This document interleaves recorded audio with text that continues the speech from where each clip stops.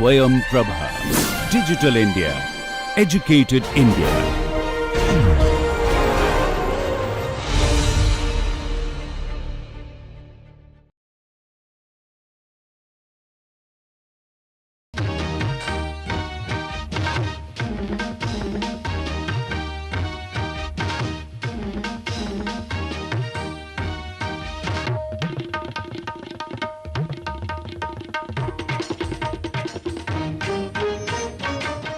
Hello and welcome to this session of the course Elements of Mechanical Vibrations.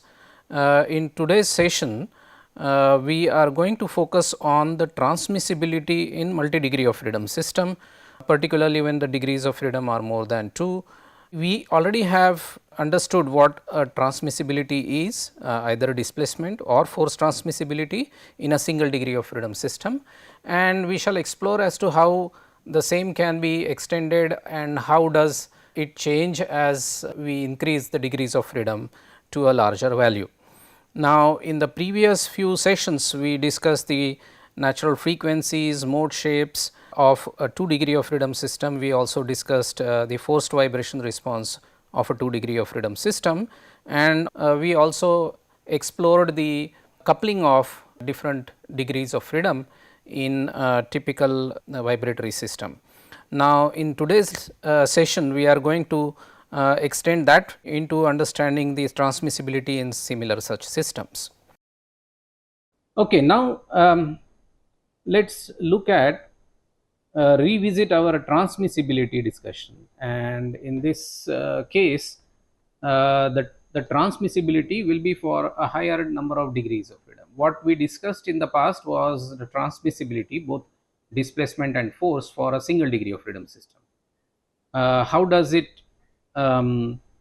appear for a multi-degree of freedom system, and some of the important practical insights we will try to derive out of this exercise. So, I am taking an example of again an air conditioner condenser unit which is mounted on the plinth or any civil structure, and it is supported on a mount like this. Okay, so you do not get to see springs all the time, right? Although you always write the governing equation with K representing the spring stiffness, but that spring is physically not always a helical coil spring. It can be a polymeric mount like what you see here. This of course will have its own vertical stiffness, okay, which can be quantified, characterized by testing. Okay. Now, if you model this as a multi-degree of freedom system, maybe I will represent this unit and mounted on the isolators. Now, isolators will be 4 at 4 corners. So, you can see that these are the spring location, the mount locations at the 4 corners of this unit, represented by a spring here. Now, this spring, even helical spring, will not only offer the stiffness in the vertical direction, but if you try to move laterally, the top the lower part if you fix, and the upper part of the helical coil spring, if you try to push it horizontally, it will offer some resistance. So, there is a way of finding out what is the lateral stiffness of a helical coil spring. Of course, it is based on some empirical relation, but it is not so difficult to find them by experimental means. So, we will not bother as to how that value of the lateral stiffness or vertical stiffness is actually quantified, but assuming that a mount like what is shown here would offer stiffness both in the vertical direction as well as in the horizontal direction, we will now take into account the stiffness in both vertical and horizontal direction, and the degrees of freedom here would be 3.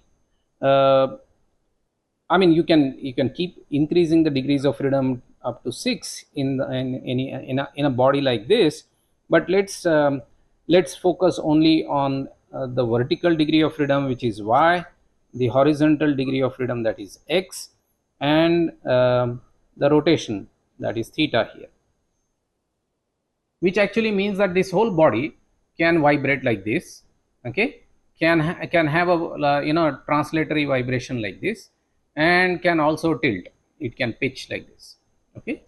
Now it all depends on what do you expect. This fan is rotating, so it's a rotating system, right?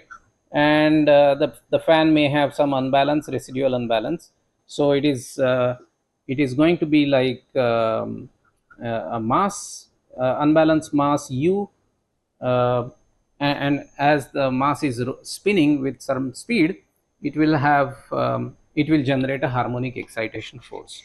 Now there is no way we can assume that the entire mass center is located at the CG of this entire unit. It may not be possible, okay. So let's take a general case where the position at which the spinning is happening is offset from the CG location by a distance equal to E, okay. So slight offset in the rotating unbalance position from, I mean, vertically shifted by an offset equal to E, and the distances of the springs are shown here. So the mean, or an the central position of the spring is given by AY, the position of it from the CG location. Similarly, from the CG location horizontally, the springs are located at the distance AX, okay, and the positions of the springs in the horizontal position where the axis Z is shown there, that position is AZ, okay. Now you can, as I said, you can also look into considering that there is a yaw degree of freedom.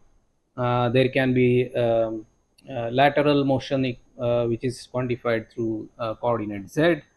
You can also have a roll motion, so maybe alpha here, which is the rolling motion of this box or a unit. But for the sake of some initial discussion on the transmissibility, what we are assuming that the motion is in a single plane, okay, and then the degrees of freedom are x, y, and tilt, that is pitch motion, which is theta. With this, let's look at how we get the governing equations of motion for this unit. Now you all know how you generate the governing equations. Use the free body diagram now for this body, and supposing that this body rotates, and we have discussed this because this is too exaggerated, but let me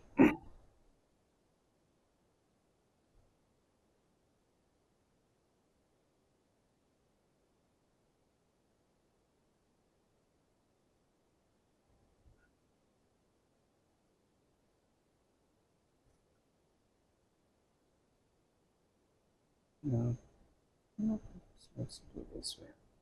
Okay, so this box moves all degrees of freedom here, so we have a slightly rightward horizontal motion of the CG, so this CG gets shifted, and it does have of course shown very exaggerated here, but then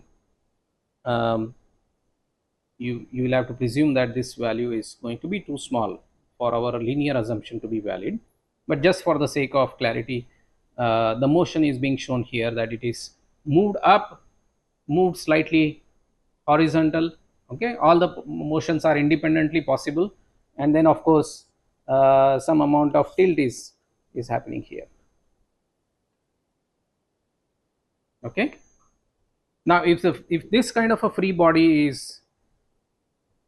is shown displaced from its initial position, so what are the forces which are going to get generated in this body? That is what we are supposed to think. Now in the case of coupled pitching and bouncing motion, you have already discussed and derived those governing equation of motion. At the point where the spring is connecting the body to the surrounding, those points will be the location of the forces which will get generated. And what will be, so if you are trying to stretch it up and then tilt it and then move it, what is the vertical force which is generated here, which will try to pull it down to its original equilibrium position? What is the force which is going to get created there, and so on.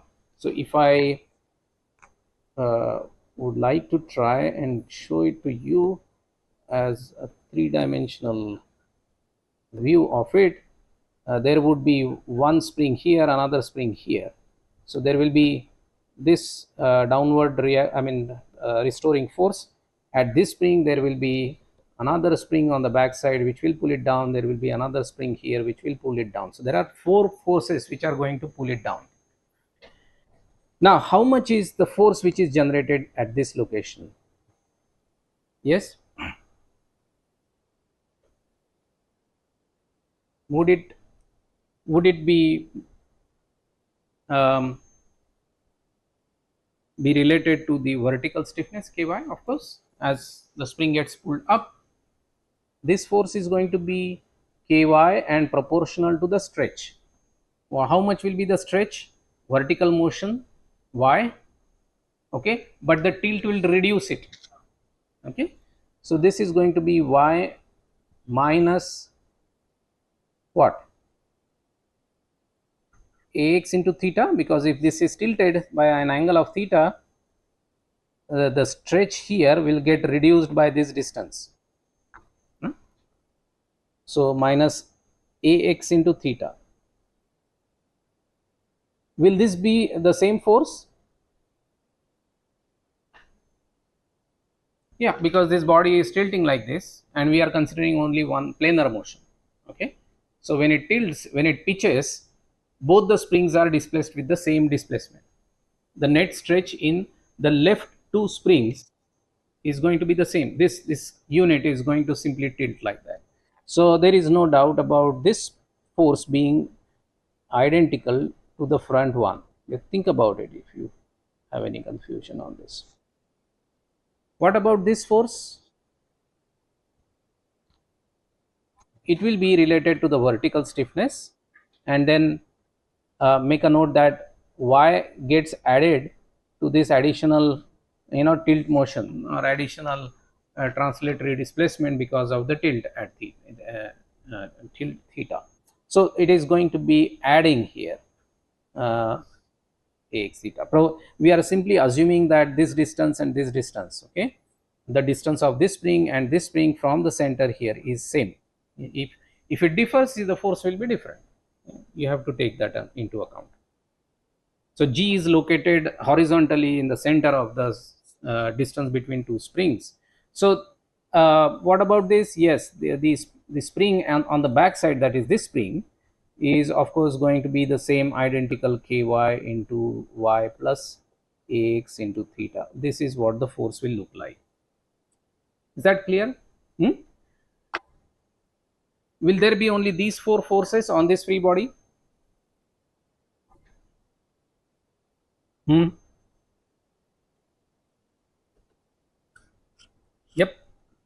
Will there be only these forces? Of course not. What? So there will be forces because of the lateral stiffness of the spring. The spring is not only trying to restore it vertically, but if there is a horizontal motion, okay, it is that motion will also getting restored, okay. So just imagine that if the body is not vertically moving but it is just tilting, okay. So just assume that this body is simply tilted like this. So corresponding to this point will get shifted. How much will be that shift? For a very small amplitude angular motion, very small angular motion, if this distance is ay,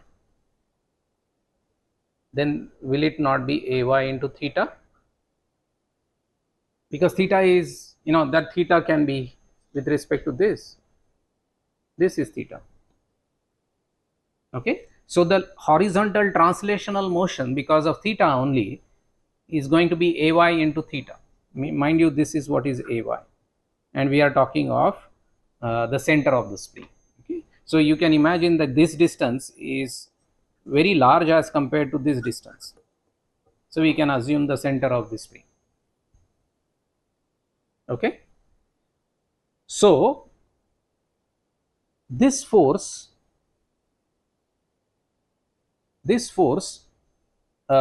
because of the horizontal stiffness, lateral stiffness of the mount is going to be obviously kx into the net stretch in that spring. Okay. Now this unit is not only moving x, positive x direction, but it is also tilting. Okay. So how much will be the net stretch in it? Not only the horizontal positive x value, but in addition to that, the ay into theta will add up to that, because that ay, because theta is counterclockwise positive assumed here. Okay. So at the points of connection of the two springs, the displacement is going to be ay into theta, and that will be in addition to the lateral motion x. So x plus ay into theta is going to be the net stretch, horizontal stretch in that spring, and the spring is going to offer this restoring force at the point of contact. I hope you agree that this is the same force here. Nothing changes for this point, this position. So this is going to be x plus ay into theta. You agree with that? What about this?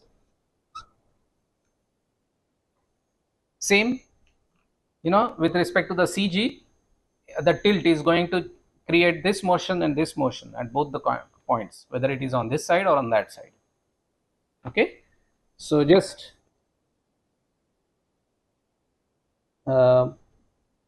take a note that it's going to be ay into theta, and no wonder that the same force will apply at that corner as well. Same thing. Yes.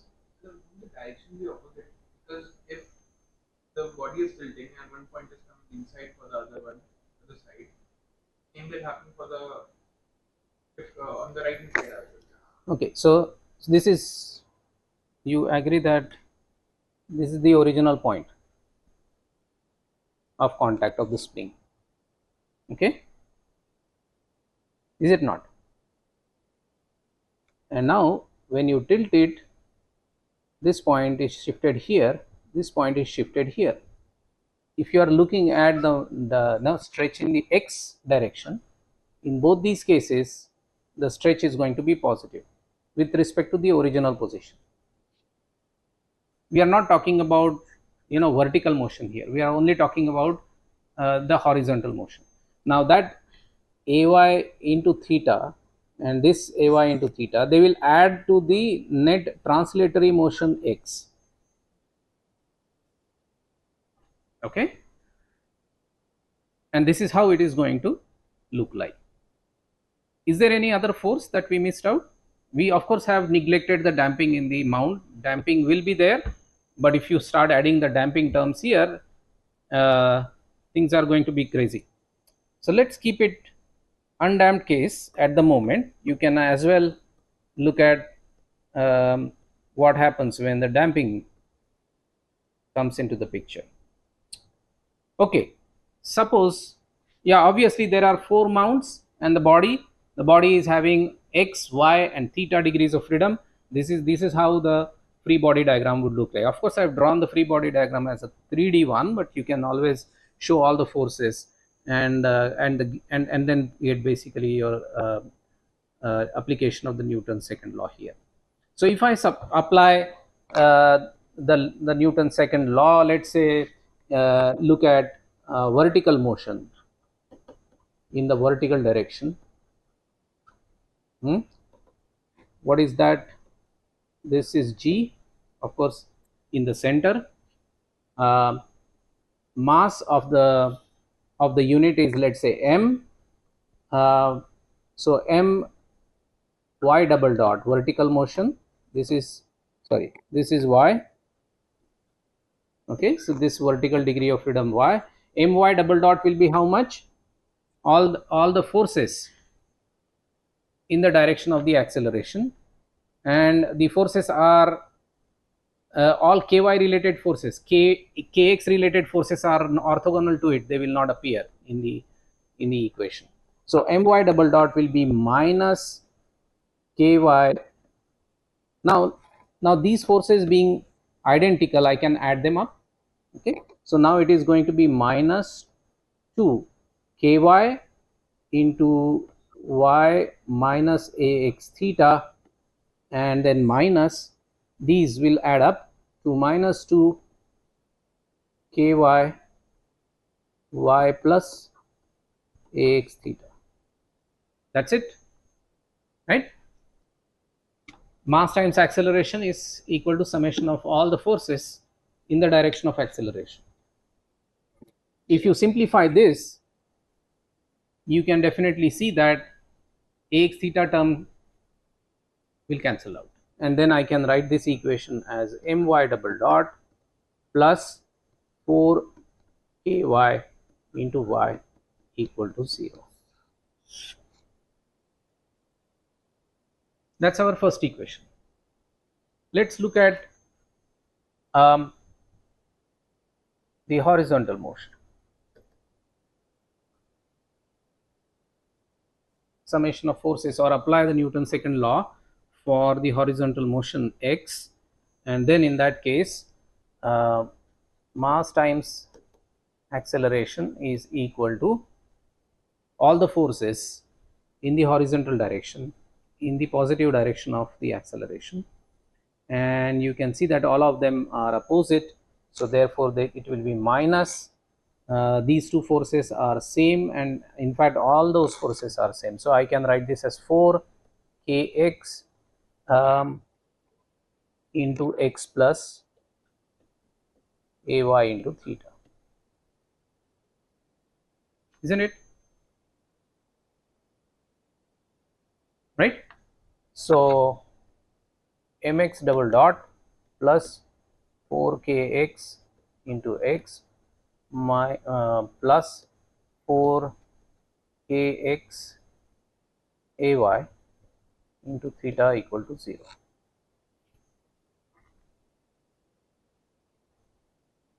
Right? Now, if we assume the radius of gyration about this axis of the body is rg, okay,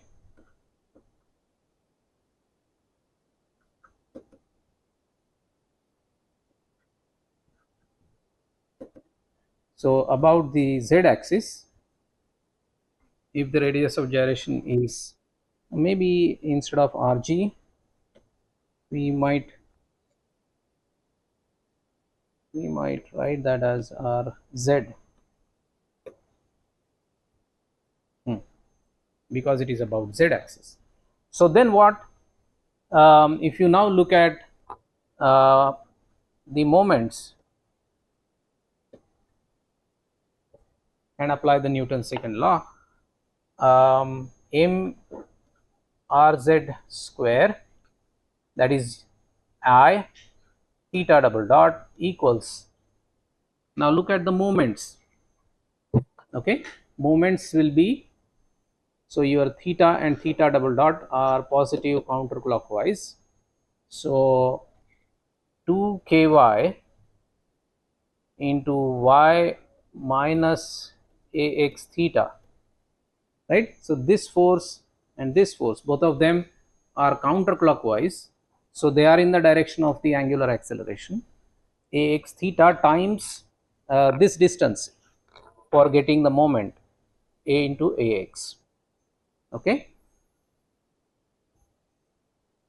The other two forces are going to create moments, so the forces at these two mounts position, they are clockwise, okay. So minus 2 ky y plus ax theta into ax are the moments created by the two forces on the right side mount positions, okay. Now these are only vertical forces, we will have to now include the horizontal forces as well. Okay, so if I add to it the forces, and they are all counterclockwise, okay, at the points of contact of all the four mounts, you can see that this force, all of these forces, they are all clockwise, and so they will generate same moment, and I'll club all of them together. So it's going to be 4kx, this kx, this and this all included will be 4 times, because the value of that force is the same at all the mount positions. So it's going to be x plus ay into theta, and yeah, I think that is it, but multiplied by, of course, the moment arm, that is going to be ay. Okay, so multiplied by ay, that's going to be the, oh sorry, so this has to be negative, isn't it? Because theta is positive counterclockwise, these are all clockwise ones, so they are going to be minus. All right, so this is going to be generating another equation. Now what we have not accounted for is the external force. So if I include the external forces, then the general the governing equation of motion, considering the forces also, is going to be in the vertical direction. This force acts, so F sine omega t. Okay, so and then here this is going to be F cos omega t, and to this I will add the moment because of this force is going to be minus F e cos omega t, because this force is acting at an offset distance of e from the g. Okay, that's it. So this is how these forces are turning out to be, these equations are turning out to be. So this is equation number 2, this is equation number 1, and now I would write this equation completely. So if I pull these terms on the left hand side, I will get basically ax square. So this is going to be plus 4 ay and ax square, sorry,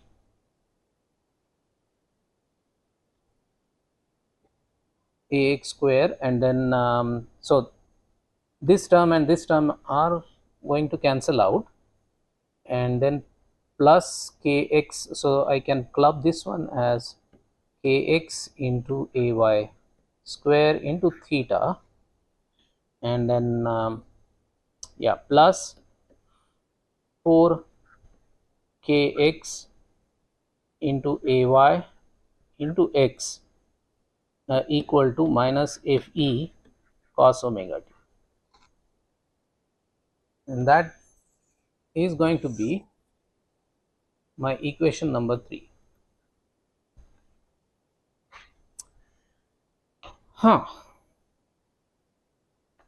Let's see, these are the two equations. Of course the third one is not written. What do you see from the three equations?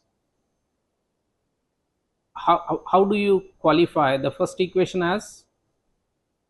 If you really look at the first equation carefully, that equation number 1, which is, will you call that as a bounce motion? Yes, it is moving along y, and that bounce motion is pure bounce motion.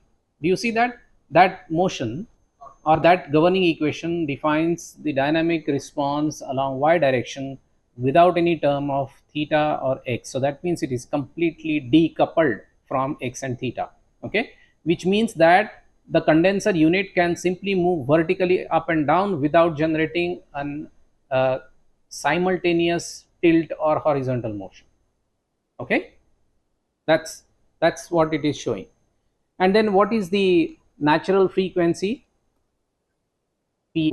If I define for the vertical motion, I can set this external force to 0, and then it will be my double dot plus 4ky y equal to 0, which gives you the natural frequency square root of 4ky by m. That's the natural frequency of the system. What about equation 2 and 3?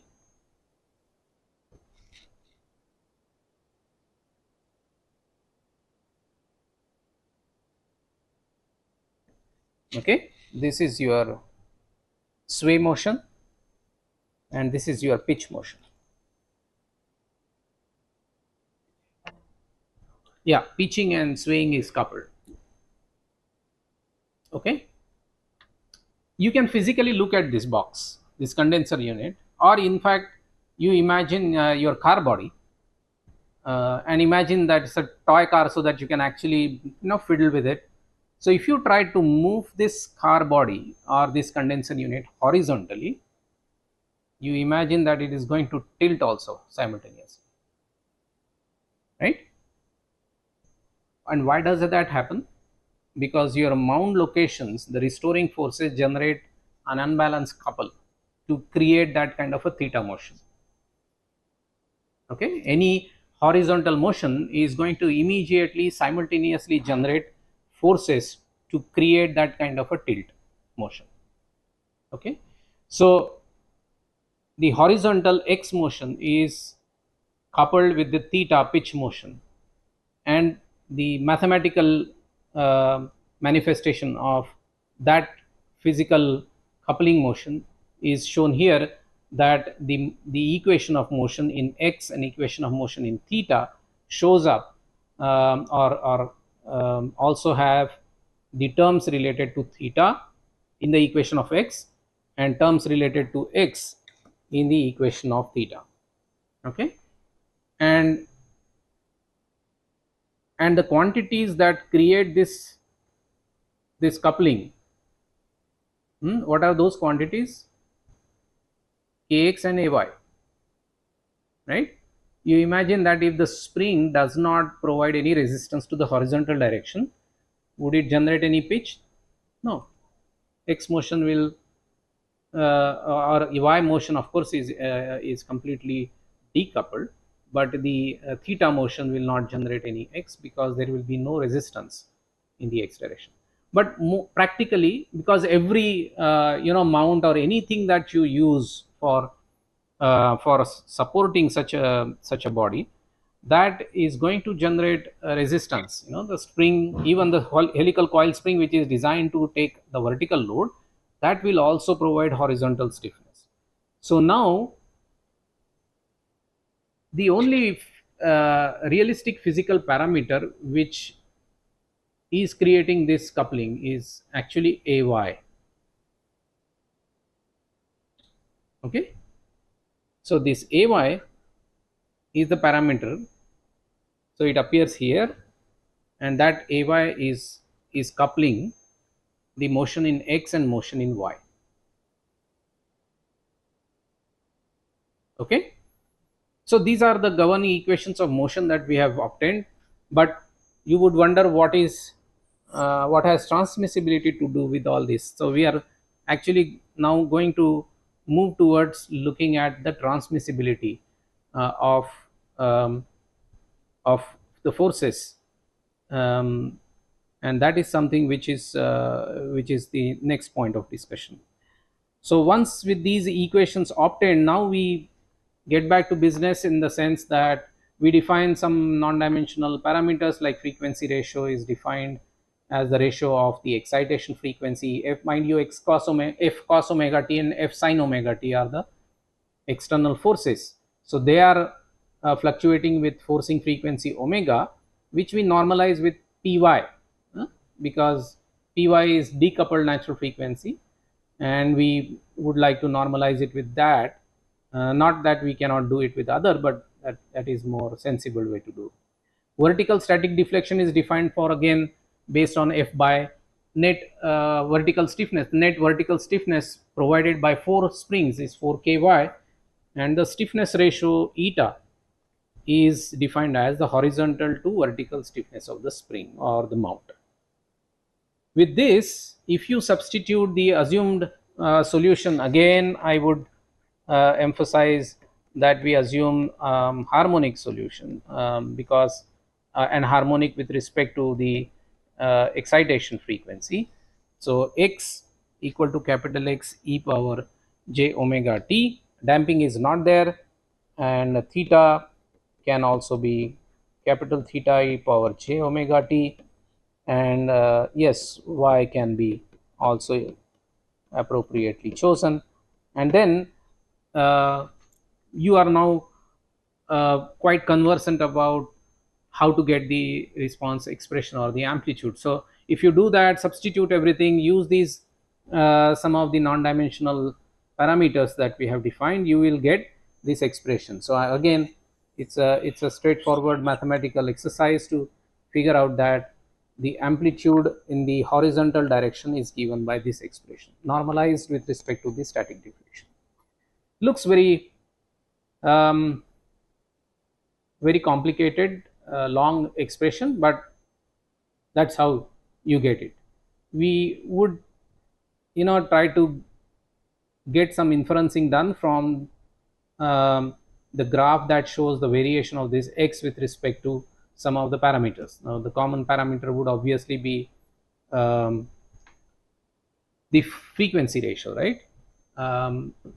Let's see what we plot. The other expression for theta would be this.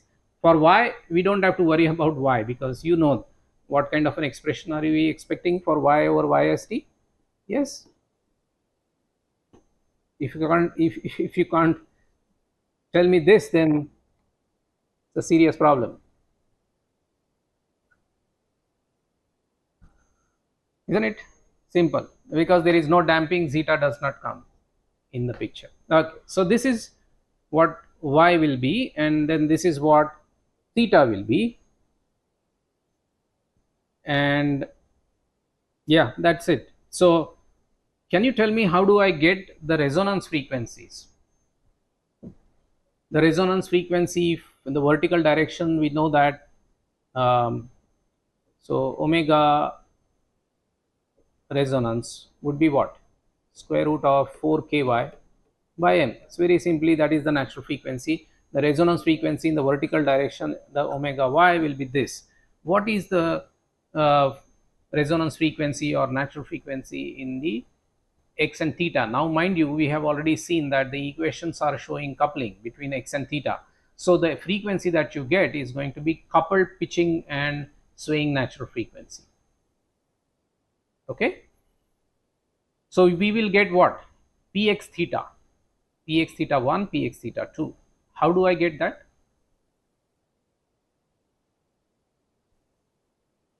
We have done this in 2 degree of freedom system.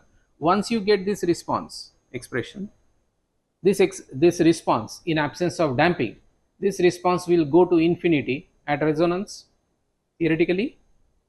And when will it go to resonance?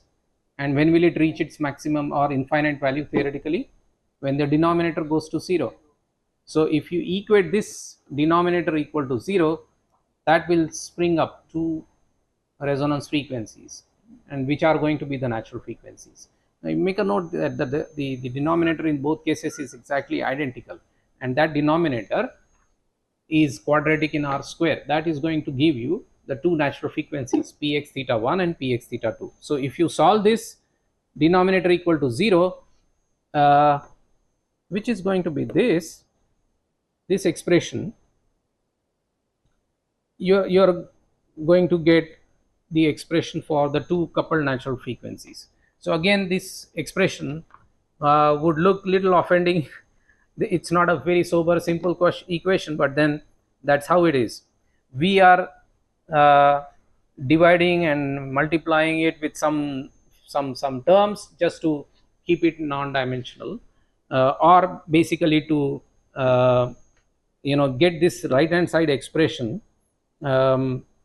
appropriately formed so that we can plot it properly and then derive inferences from it.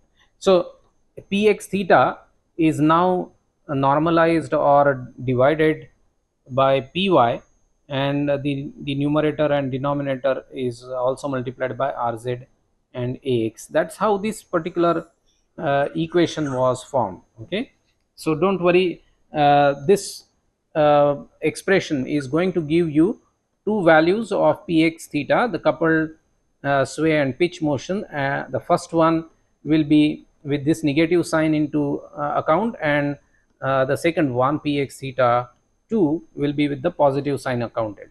Okay, so two of these two signs will give you two different coupled pitching and bouncing, sorry, not pitching and bouncing, pitching and swaying px theta 1 and px theta 2, two natural frequencies. So this is all algebra or simple mathematics, which I'm skipping here, so as to focus more on what we learn from these equations and the variation of it. So what is going to happen is that we are going to plot those frequencies. Before we do that, it would be nice to comment on what parameter is important for decoupling. And we know that when ay, which is this parameter, is 0, x is independent of theta, and when that is equal to 0, this term goes to 0, and then you will have equation only in theta. That means you have a pure pitch motion, and that will happen if I somehow support this condenser unit over here instead of supporting at the base. Okay, and maybe I can show this spring to be here, so that the center of the spring is not even having this much offset. Okay, so you can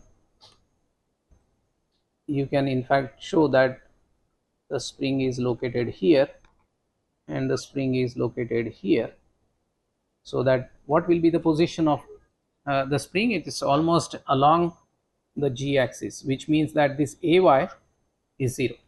So physically, mathematically, it is ay equal to 0, but physically is like hanging it at appropriate support points, so that the coupling is not there.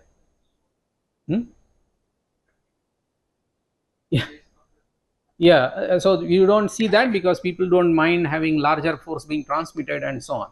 Now, of course, the next slide is more important, that will give you some idea, but it is actually implemented in big machines if you have, and instead of supporting it here at the corners, what they actually do is, if they cannot hang such a heavy machinery here, which is actually what is indicated in that particular illustration, what then is an alternative is that you support it here, no problem, right? You support it here, but you attach a heavy concrete mass so that you shift the g from here to here. That is the same thing, right?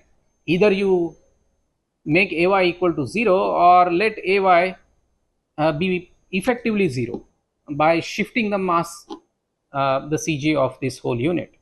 So these machines are then extended, and they are the lower part is put in a pit like this, so that the decoupling happens. Now, but the major question is, we are all the time drumming about getting the decoupling done. On what basis do we say that this decoupling is going to be useful? So the question now is looking at how this decoupling helps in terms of transmissibility. Okay, now these decoupled frequencies would obviously be these. Of course, if the decoupling is there, this was anyway originally decoupled, but then when you when you decouple it by setting Ay equal to 0, you basically get the frequency Px to be what? Square root of 4kx upon m, isn't it? And what is kx? We have defined a stiffness ratio eta to be what? Kx upon ky, didn't we? This was defined as the stiffness ratio. So then if I substitute for that, then I get 4 eta ky upon m, which actually means square root of eta into, sorry, this is equal to square root of eta into py.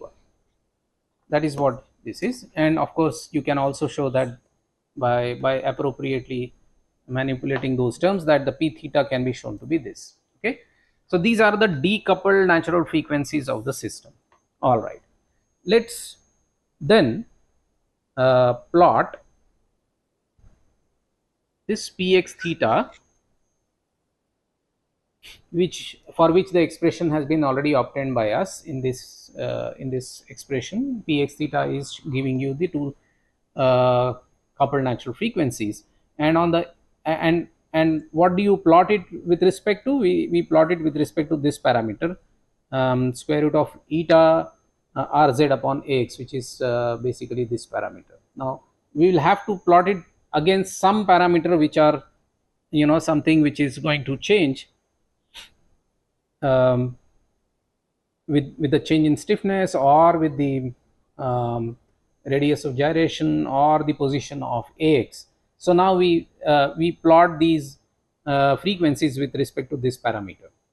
Okay, and if you look at this expression, p theta, pure p theta is a function of ax by rz. So it makes sense to plot it this way. The plot of coupled pitch and bounce, coupled pitch and sway motion, natural frequency to that is plotted with respect to a parameter which is shown here.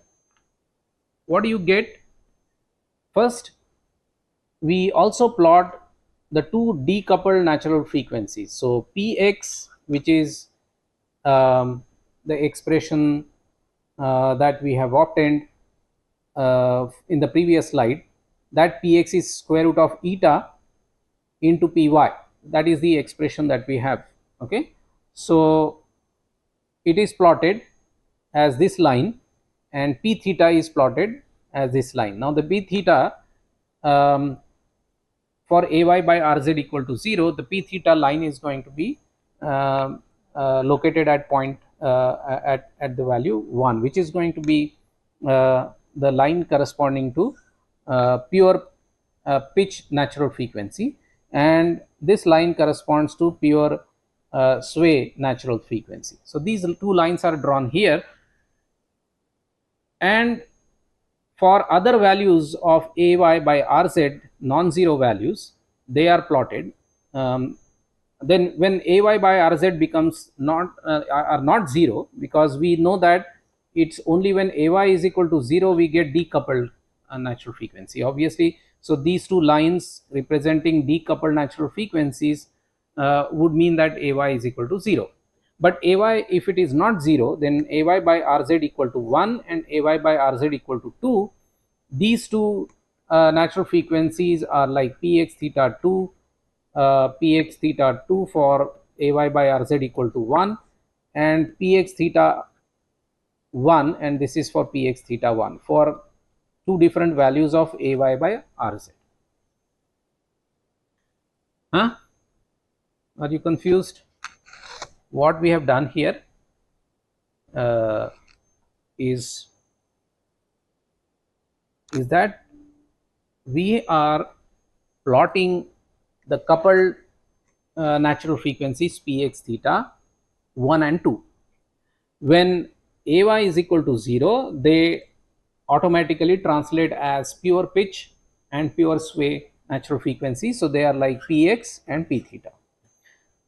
When it is non-zero, ay is non-zero, let's say ay by rz is equal to 1, then the higher of these two natural frequencies, px theta 2 will be following this variation, and px theta 1 will be following this variation.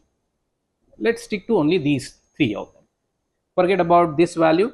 These are for different values of ay. Okay, larger ay means what? 0 ay means you're completely decoupled. You keep on increasing the ay, you increase the amount of coupling. Clear? Now you consider that the parameters of your system is corresponding to this position, wherein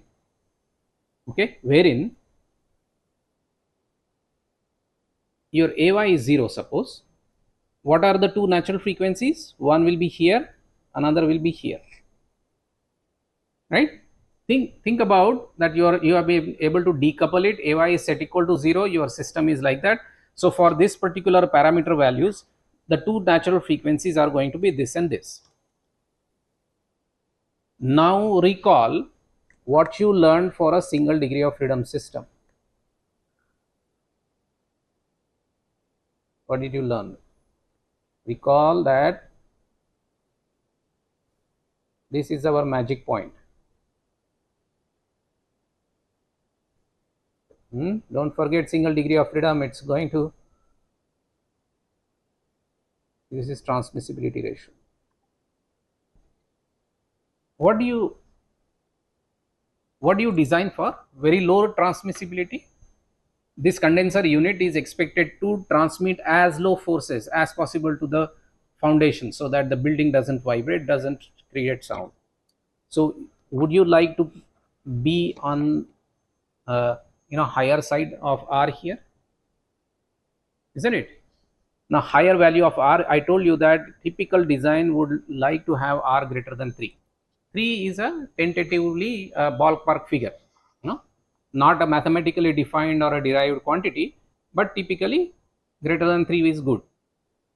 What is R?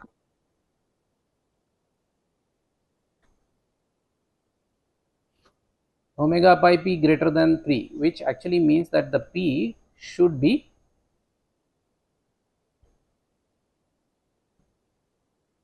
now your omega is already decided. For that omega, your p should be less than 1/3 of that excitation frequency, right? So ideally, what is your design consideration? You would like to have your natural frequency as low as possible, right? When we were discussing transmissibility in a single degree of freedom system, what we also looked at, that if omega are multiple in numbers, 1 omega, 2 omega, 3 omega, higher harmonics of omega, if you design it for lower omega, it is fit for all other higher omegas. Okay, now here the condition is different. You have multiple p's, you have many natural frequencies to account for a single omega. In this particular case, assuming that there are no higher harmonics of the excitation frequency. Now so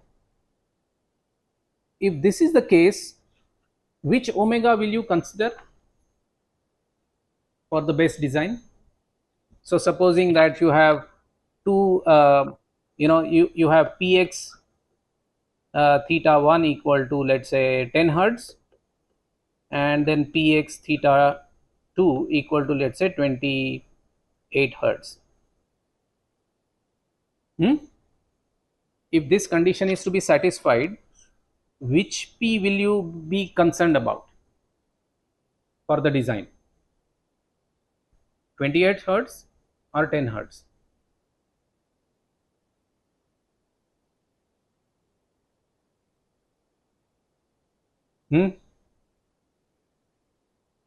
So when you are designing, see, designing means what? You will fiddle with the value of the stiffness, right, of the mount, so that your natural frequency is less than 1/3 of the excitation frequency. The condenser unit is, suppose, operating at, let's say, 16 or let's say 46 hertz.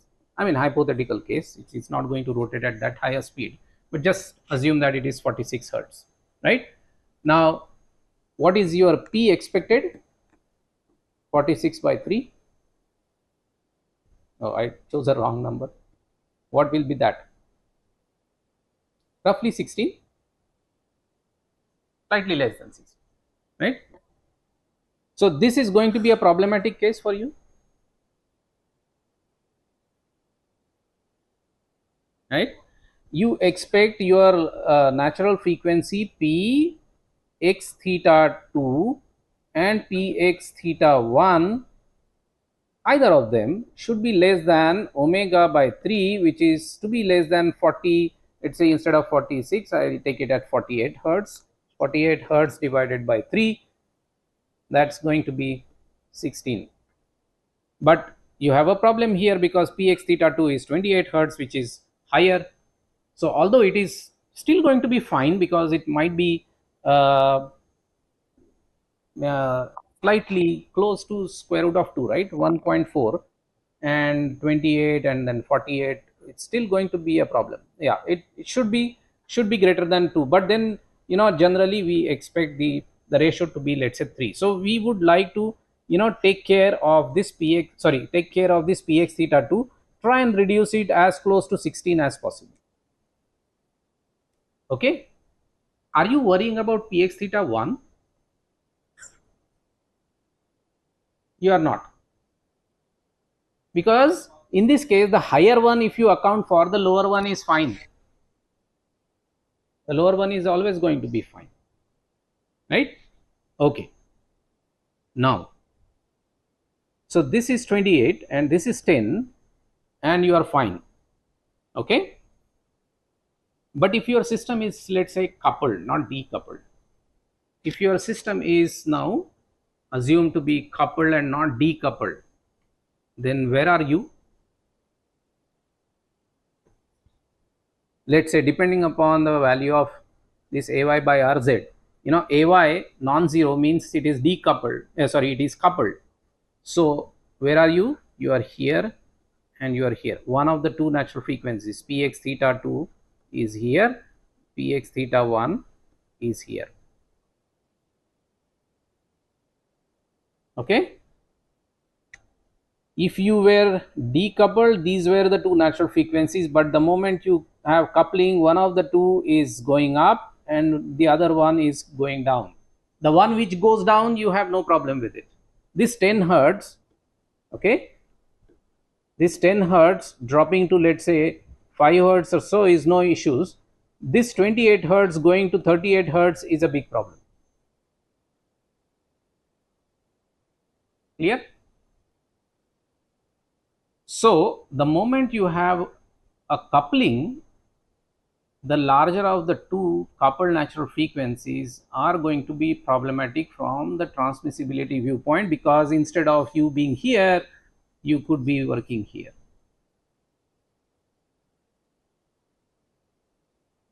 Right?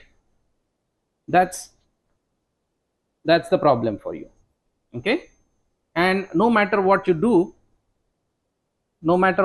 here, if you take some other operating condition, some other set of some other parameters, you are always going to have the decoupled natural frequencies to be smaller as compared to at least one of them, one of the coupled natural frequencies always going to be higher than the higher of the decoupled natural frequencies. So the higher of the decoupled natural frequencies is this, your one of the coupled natural frequencies is always going to be higher than that,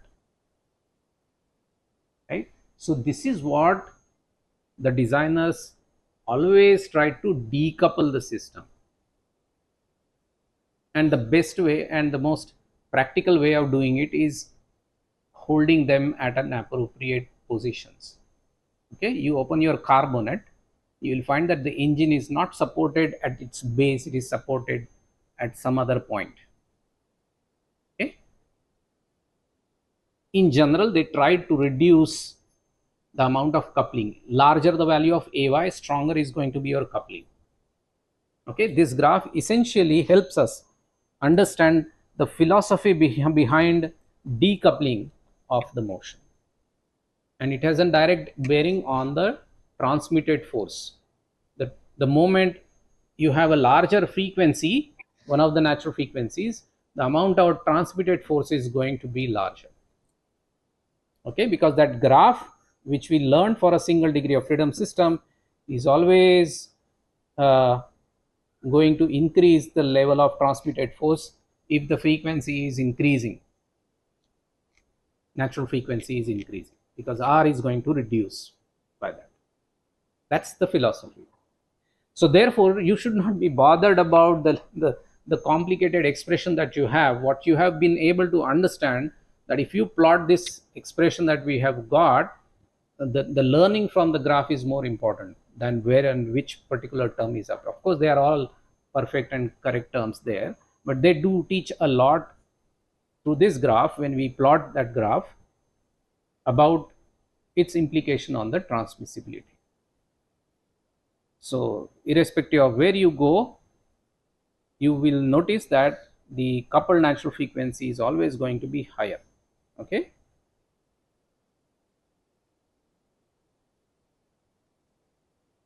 So as I was discussing, this huge machinery, you won't find them, I mean good design would not support it here, but then what they do is they would probably, if this at all support it here, they would put some mass and would ensure that this G originally which was here would be shifted down, so that the amount of AY is going to be reduced.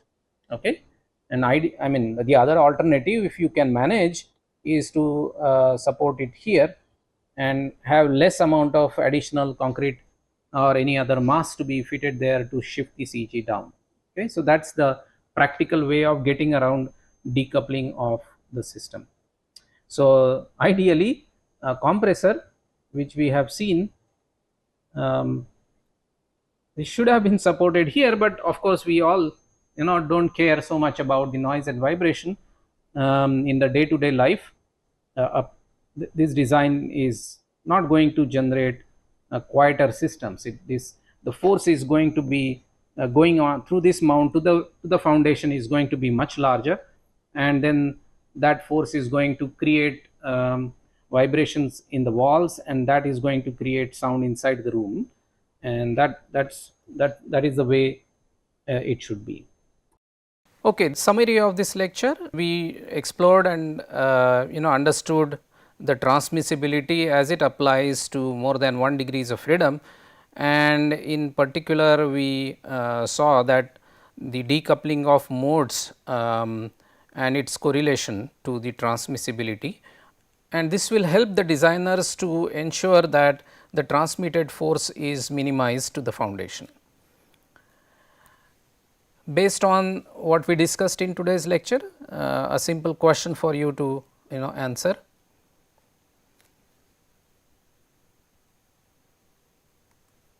That is the answer for this question.